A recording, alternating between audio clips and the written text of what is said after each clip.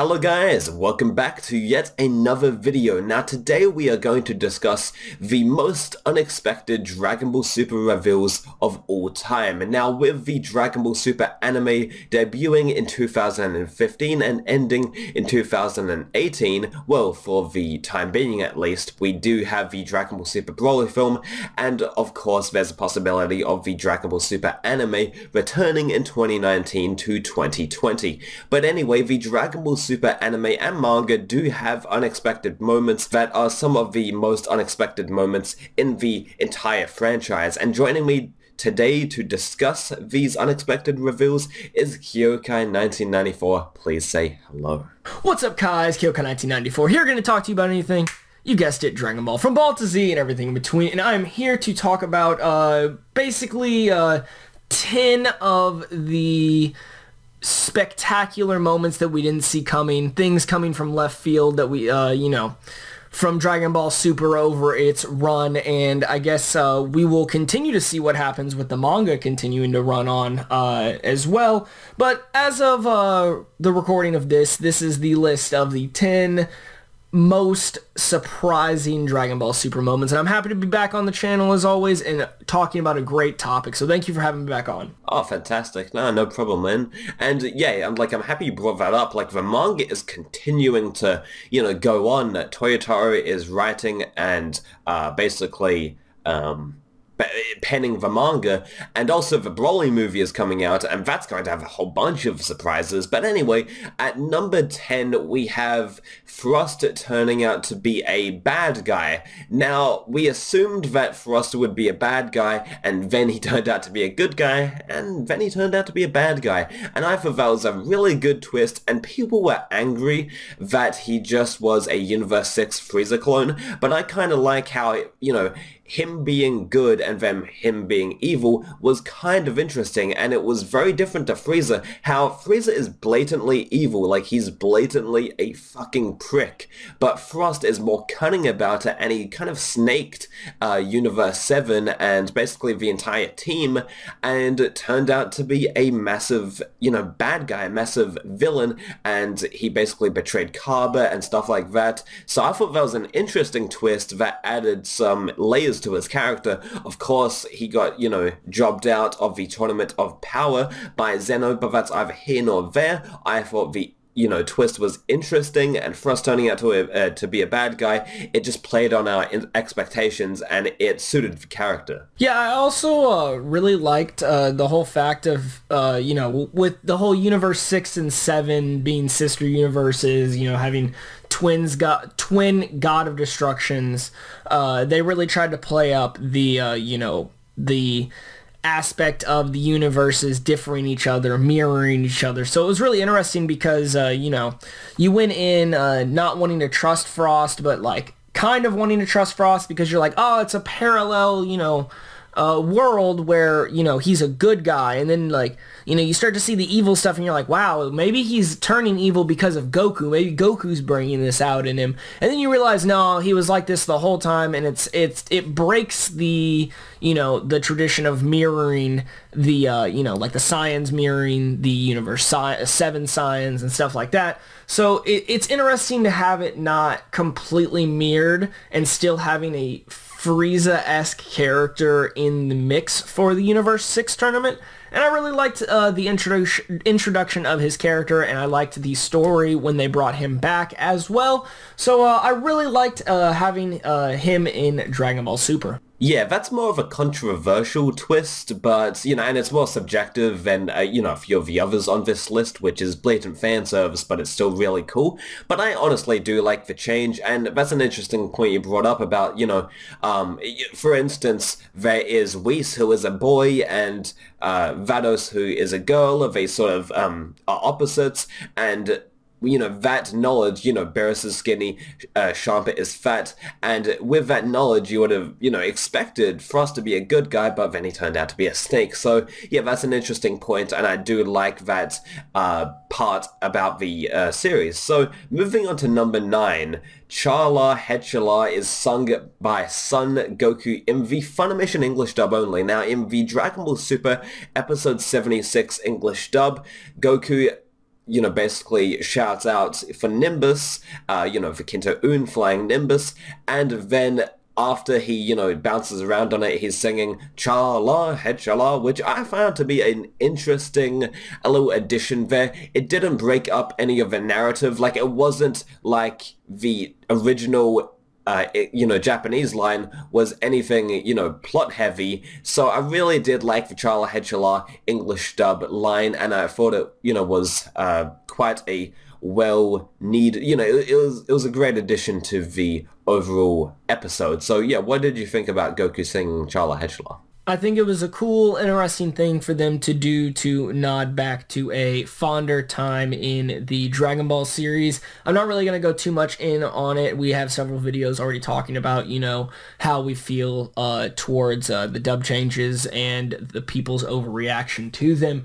So I just want to state pretty much that I enjoyed this. I like the addition to it, and I think that's a good kind of addition or colloquialism that you can add in to actually make the show a little bit more meta, a little bit more self-aware for the audience. So yeah, I enjoyed that moment as well. Yeah, like when we bring up dub moments on this list, there's a more than likely chance that we've already talked about it at length, so we probably won't go into it as hard as some of the other moments on this list. But would you like to list off number 8? Yeah, so this one I really liked. When we were coming up with topics going back and forth, I know that you and me both kind of discussed about trying to look for a overall impactful moment for the series, and also things that were, strong for their arc, and having, one of each arc at least, or a moment from each arc, or a moment representing anything Dragon Ball Super being the movie or anything like that. And I think, even though I'm tired of seeing him come back, I think the team up of Frieza and Goku to finally take out Jiren at the very end, spoiler alert, I think that was a great and impactful moment to actually put into the series, especially since, he comes back to life and is, kind of given the shoehorn to just be like, hey, you can go ahead, but, if you come back to Earth, I'm gonna, kick your butt.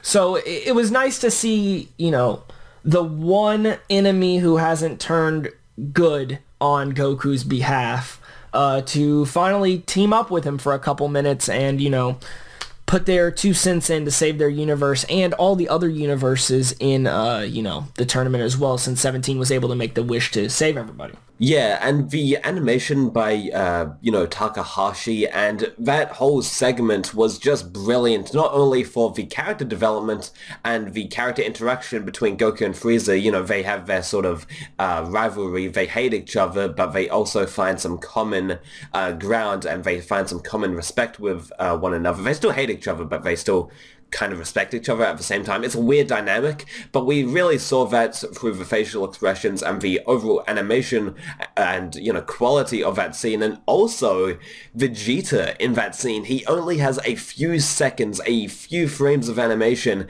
but, when he's like staring at this whole thing go down, Goku and Frieza teaming up, and he just has that shocked facial expression, that's just brilliant, and that's just the icing on top of the cake when it comes to this scene. And moving on from that, just a brilliant scene overall. Honestly, like episode 131, like that is one of the best Super episodes of all time in my opinion. But anyway, moving on to number 7, Brian Drummond as Copy Vegeta. Now I've said this time and time again, Copy Vegeta didn't need to be voiced by Brian Drummond, but the fact that it is voiced by Brian Drummond is incredible, and I'm glad they didn't ruin Brian Drummond's performance by, spouting off one-liners like it's over 9,000 and, stuff to really hammer home that, oh, this is Ocean Dub Vegeta, and, he didn't say it's, too bad it's Sunday, the next dimension. He didn't say any of those Ocean Dub references, which I really liked, and I assumed they would have, considering that we had, Super Saiyan Please and all of these self-referential and meta jokes in the past in the Dragon Ball Super dub. So I'm glad that they didn't stick to having all these references to reference Ocean Dub Vegeta and all of that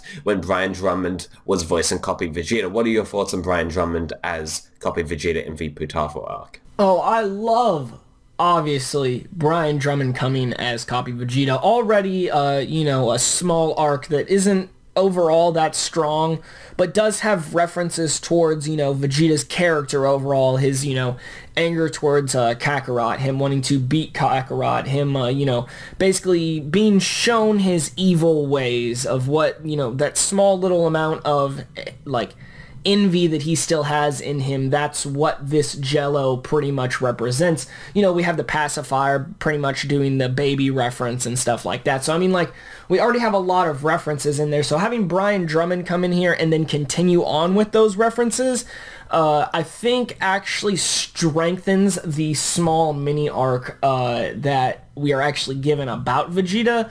And I think it's a good nod for anybody who watched Toonami and grew up with that as the original voice of Vegeta. And I think that them doing that was a very smart decision. It was a very last-minute decision, but I think whatever hoops had to be jumped through, I think it was worth it. Absolutely, man. And moving on to number 6, like, speaking of, like, wacky sort of, like, events in the series, Roshi versus Jiren. Now, this is not in the Dragon Ball Super anime adaptation. This is strictly in Toyotaro's manga.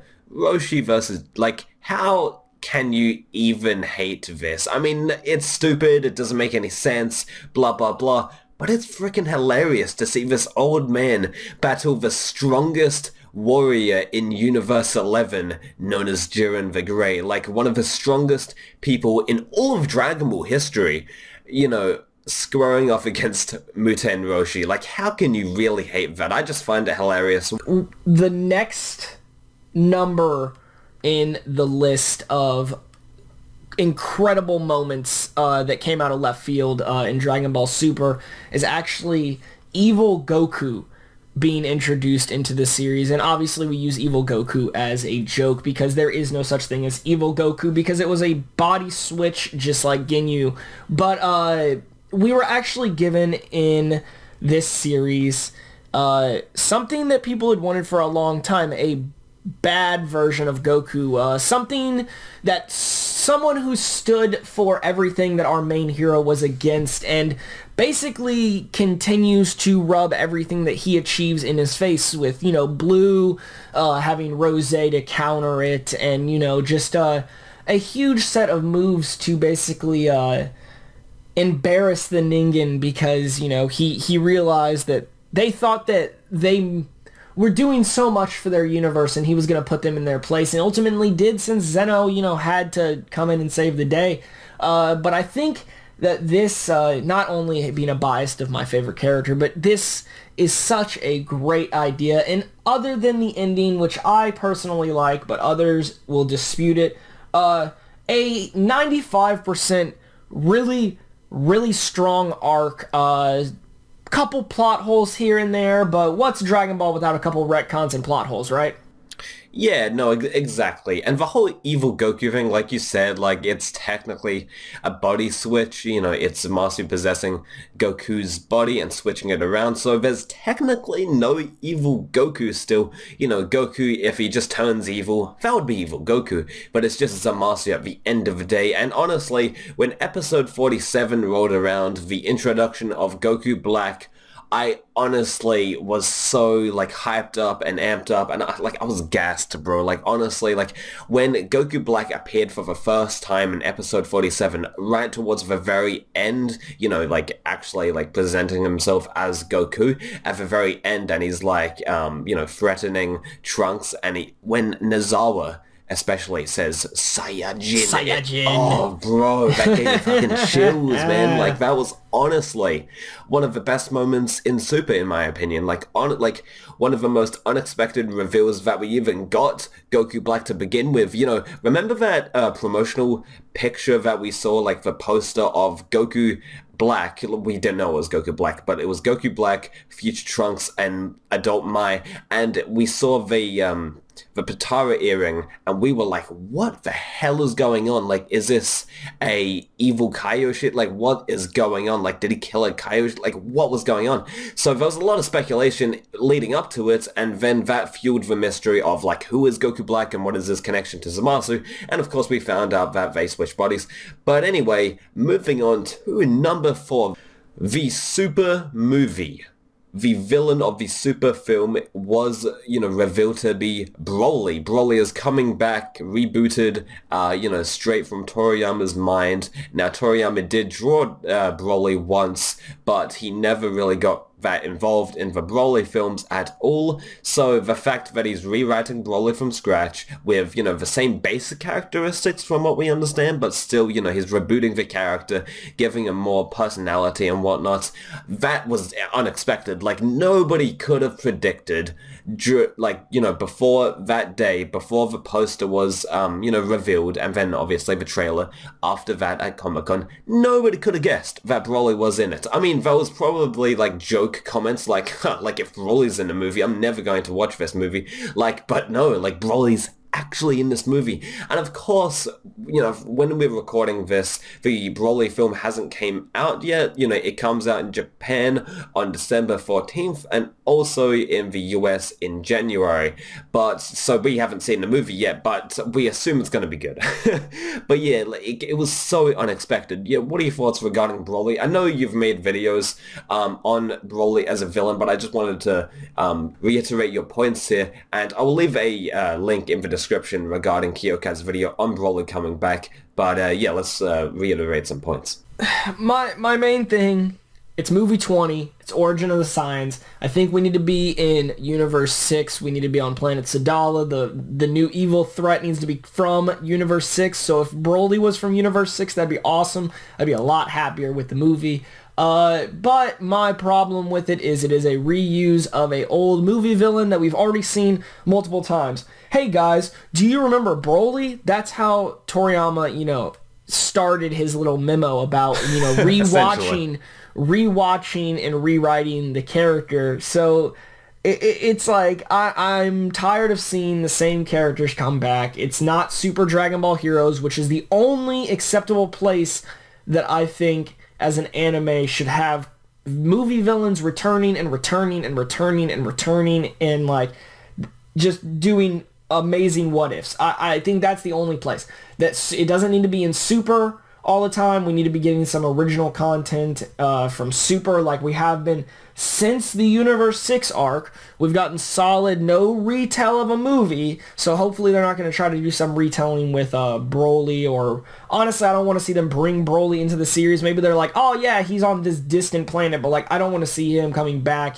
in the next incarnation that is Dragon Ball. Yeah, no, absolutely. And, coming down to the top 3 most unexpected moments. Now this, top 3 is not really a top 3 because like it's essentially like this list anyway is kind of out of order. But anyway, so the number 3 spot is Future Trunks coming back. So very similar to Evil Goku. I mean, we really don't have to mention it all too much, but Future Trunks coming back, it was an editorial office decision that Toriyama implemented into the, super anime. Well, I mean, not the super anime, but the super continuity. It came from the editorial staff at, Toei.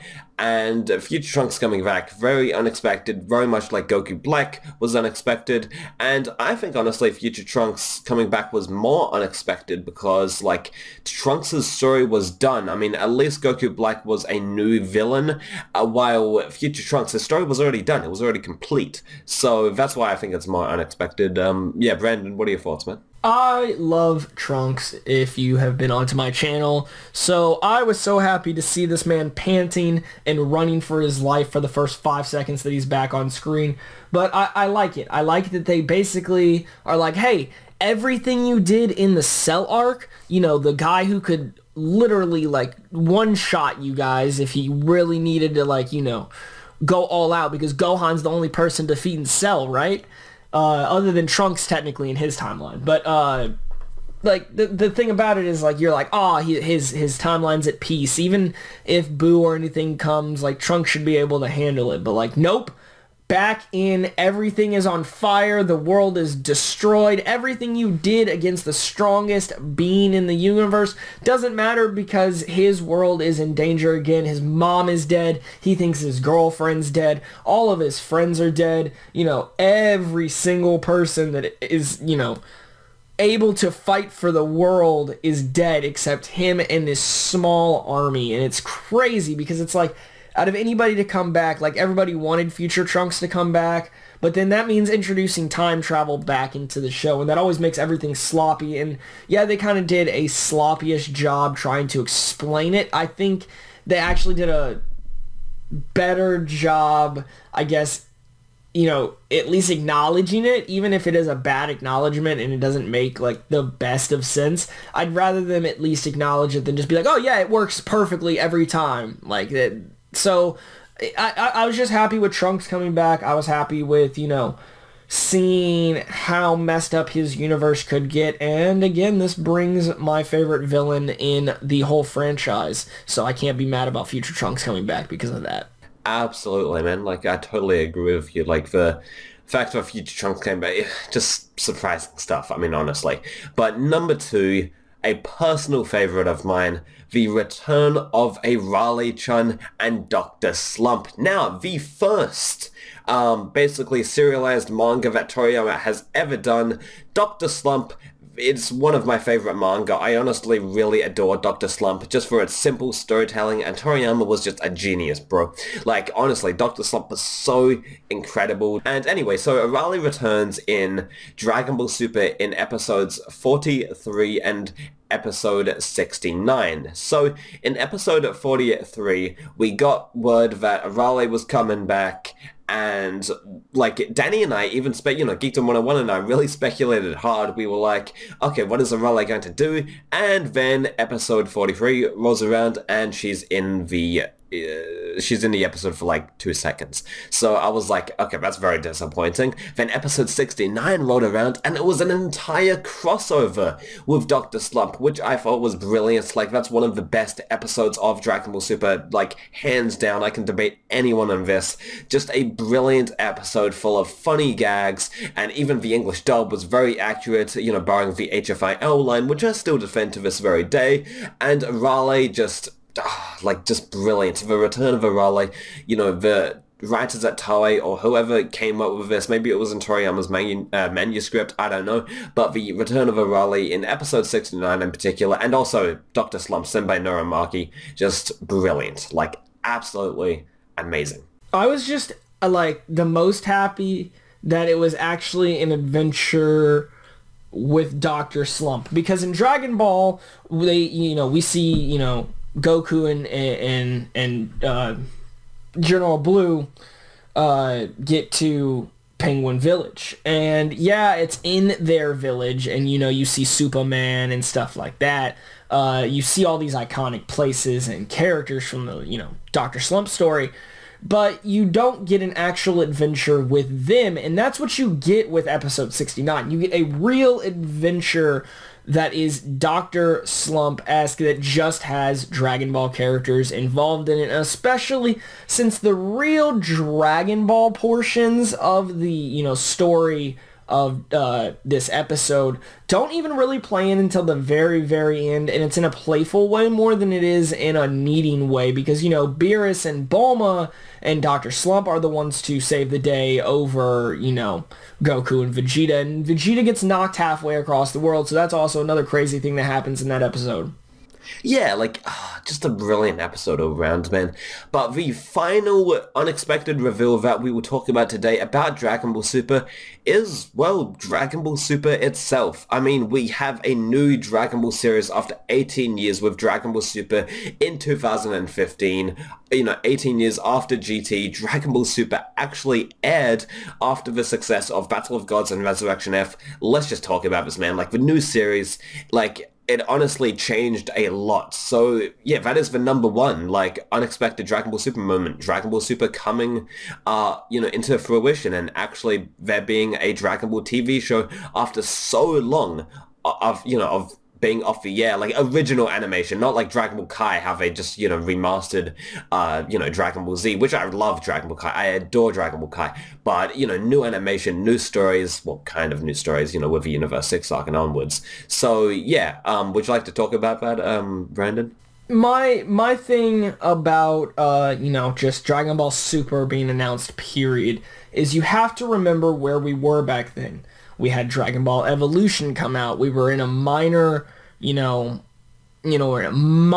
kind of, Dragon Ball Renaissance because we had Dragon Ball Kai airing in English over here, whereas in Japan it's just a redubbing. It's not that big of a deal. In America, we've talked about it. It's a huge deal. We're getting our supreme dub is what we're getting. So I mean, that's airing. That's awesome. The games are coming out and the games are getting better and better and better. And then we have two amazing movies that get real domestic theatrical release, even though it was very limited date-wise, a real domestic release of two Dragon Ball movies in theaters in America in English, and it's amazing because, I mean, this is gonna, continue to most likely be the standard from here on out with these movies, but this is something that is new, and with Dragon Ball Super and the inception of it, we've had another huge renaissance or boom of Dragon Ball. All of these Dragon Ball channels, all of these Dragon Ball side stories, all of these just crazy fan theories, fan arts, what if, speculations, dissections. The community has grown so much because of Battle of Gods and Resurrection F, and then Infold, the creation of Dragon Ball Super, that we have to be happy. And this is, I know, not a top 10 list of anything, but if we were going to do an actual ranking, I think out of everything, this would still be number one because it is the most shocking after several years. After what is it? What was the solid? I think it was 4 or 5 years without any new dubbing or anything, even though it was old animation because of Kai.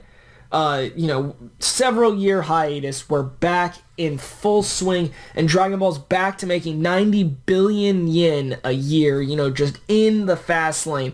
And it's not going anywhere. I know that it's not on the air right now, but most likely it will be back very soon. Maybe not as Dragon Ball Super, but it will still hold the essence of Dragon Ball Super. Absolutely. I mean, like, Dragon Ball Super, it changed the game, like, in terms of, like, the anime and the whole entire franchise, the lore, how people look at the animation side of things, and, new communities, sub-communities within the Dragon Ball fandom have fostered because of Super.